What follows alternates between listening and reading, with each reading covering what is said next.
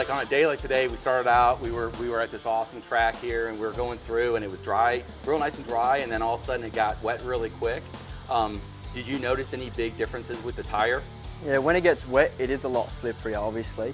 And in off-road, the elements are forever changing. So that's the good thing. You know, if we go to a race and it gets, you know, if it's really rough with limestone, the rocks that are in the ground, we don't run our tyres down to the canvas. And that's the biggest thing, because if you have to change a tyre when you're out in the track, that costs time. Sure. Time costs places. So the less time you can spend changing your tyres, or even just worrying about them, you chuck them on, you set the pressure, you away you go.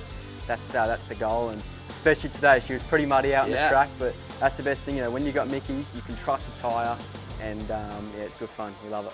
Cool, and the compound seems to be really durable, so it doesn't chunk out a lot and stuff like that. Seems to wear really nice. You know, if you don't hit anything, because in off-road there's some massive, you know, massive holes, and anyone will tell you, like, you do get flats, but I don't know, with these Mickeys, we've been racing for the last 3 years, about 5 races a season, and we haven't got a flat yet, so right on.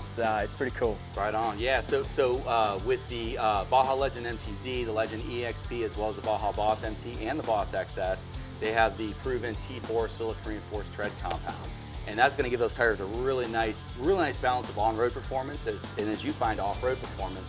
But great in the wet handling, wet braking, cut and chip resistance, as well as lasting life. And I know that when you're racing, you need to get max life out of your tires, right? 100%, yeah. Right on.